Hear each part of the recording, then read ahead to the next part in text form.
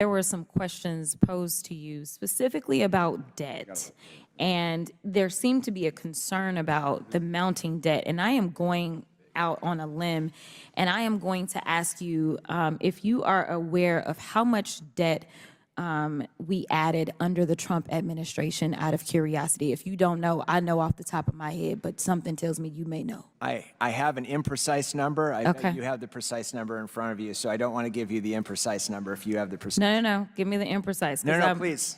Well, I'm going off of my head because that wasn't part of what I was supposed to say.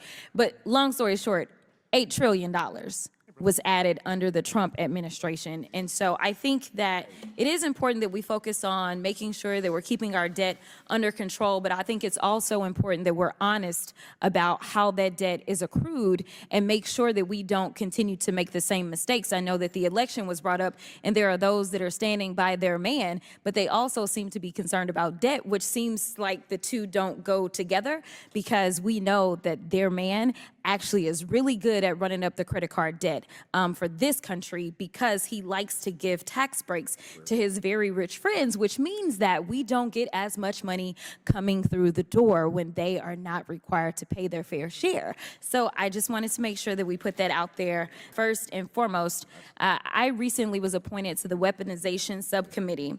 And so I'm going to have plenty of long days ahead of me, kind of like what I have here on oversight. But the point of the Weaponization Committee was to have a conversation about the government being weaponized in a way so that people could somehow get some personal gain, because there's this theory that this administration has somehow weaponized the government. There is not this acknowledgement that the other guy just is a criminal, because that's just too hard to believe, even though he currently is sitting in New York facing criminal charges that were not brought by the federal government, but instead by state government. Nevertheless, so when I think about weaponization, I honestly can only think about Trump and his administration and all the work that he did to harm federal employees.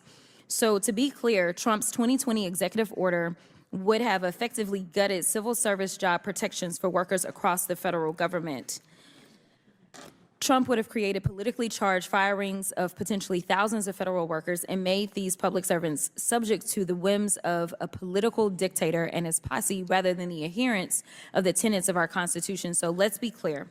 Individuals pursuing public service do so largely because of their belief in government. I'm sure you can make a lot more money if you just decided to go elsewhere in private industry. A lot of us could, honestly.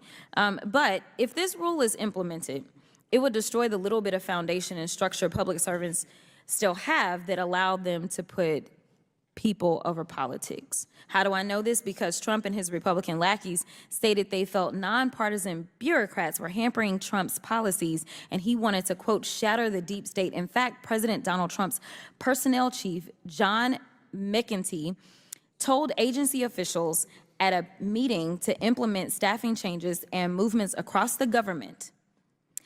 Mr. Chairman, I would like to enter into the record an article from Axios stating that Mr. John McEntee, a 29-year-old at the time, a former body man to Trump, who was fired in 2018 by then Chief of Staff John Kelly, but then rehired and promoted to head the Presidential Personnel Office, directed staff to identify anti-Trumpers and stated that they will no longer get promotions and would be shifted around agencies. Without objection. Thank you so much.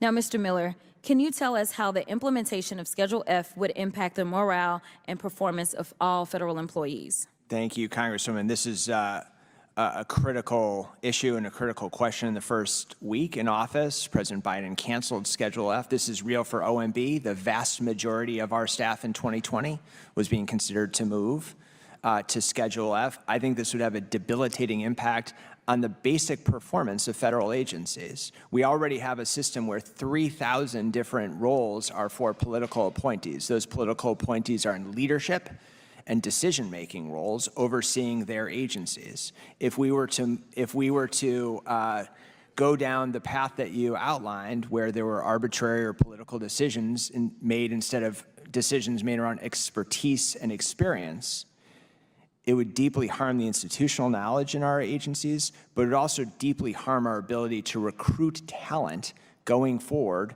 into organizations that we want to organize around performance. Thank you so much for your answer, and I absolutely agree. My mother has worked in I don't know how many federal agencies since I was a little girl in elementary school, and I promise you, we have changed from Democrats to Republicans to MAGA, back to all the things. But I can tell you that she is Gentlelady's so time has very expired. qualified to do her work, and this would be devastating. Thank you so much, and I yield.